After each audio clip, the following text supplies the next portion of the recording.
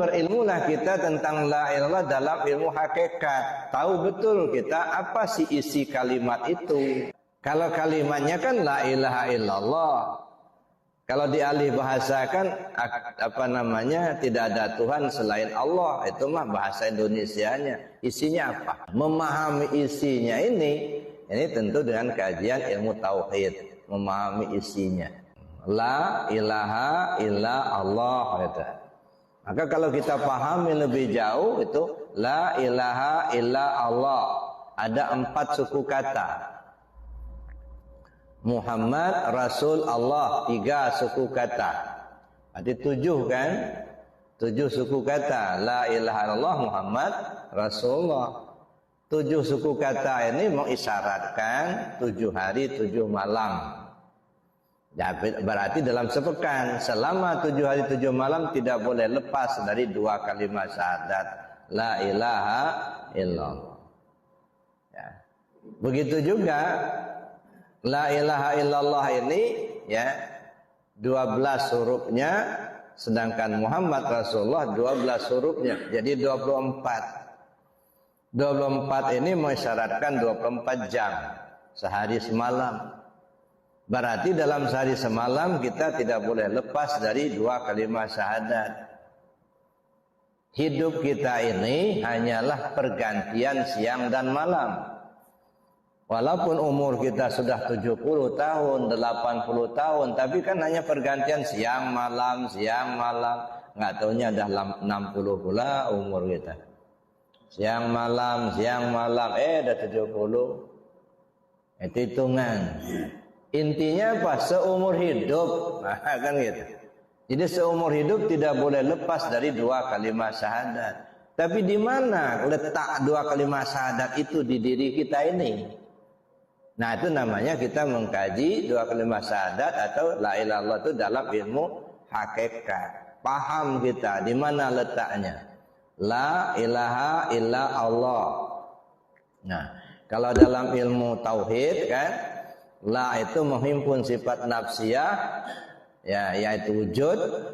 Ilaha menghimpun sifat sabiyah, ada 5 sifat: qidam, baqa, mukhalafah lil hawadis, qiyam ta'ala bin nafsi, dan wahdaniyat. Ilah menghimpun sifat ma'ani, qadrat, iradat, ilmu, hayat, sama, basar, kalam. Lafaz jalalah menghimpun sifat ma'nawiyah, qadirun, muridun, alimun, hayyun, sami'un, basirun, dan mutakallimun. Nah, kalimat la ilaha illallah itu mengisyaratkan diri kita juga.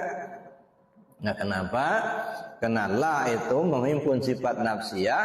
Nafsiyah itu hanya diri. Wujud. Nah, setujud. Wujud itu apa? Ada. Nah, kalau membuktikan kita ini ada apa tidak, itu tentu kelihatan tubuhnya. Ada syanu enggak? Ada, berarti tubuhnya ada. Ada. Kalau katakan ada syanu enggak ada. Kenapa enggak ada? Ya tubuhnya enggak ada, enggak kelihatan. Nah, batillah itu menunjukkan tubuh ke kita. Ilaha menghimpun sifat salbiyah, 5 sifat. Qidam, baqa, mukhalafah lil hawadis, qiyam ta'ala bin nafsi, dan wahdaniyah. Ini semua hanya bisa diyakini oleh hati. Karena qidam itu tidak berbentuk. Dan tidak bisa dilihat dengan mata kepala. Hanya diyakini hati. Berarti apa? Ilaha mengisyaratkan, menunjukkan hati pada kita. Ilah menghimpun sifat ma'ani, qadrat, iradat, ilmu, hayat, sama, basar, kalam. 6 sifat tergantung kepada hayat. Adanya hayat maka muncullah qadrat, iradat, ilmu, sama, basar, kalam. Berarti apa? Yang dominan hayat. Hayat pada kita nyawa namanya. Maka kalimat ilah menunjukkan nyawa pada kita. Lafaz jalalah menunjukkan, isyaratkan atau menghimpun sifat maknawiyah. Maknawiyah itu qadirun, muridun, alimun, hayyun, sami'un, basirun, dan mutakallimun. Ini yang tersembunyi, tidak kelihatan. Tidak bisa kita lihat dengan zahir. Mana yang disebut hayyun, mana yang disebut alimun. Jadi hayyun itu tersembunyi. Yang tersembunyi pada kita rahasia namanya. Berarti lafaz jalalah Allah menunjukkan rahasia pada kita. Jadi kalimat la ilaha illallah itu ya diri kita inilah.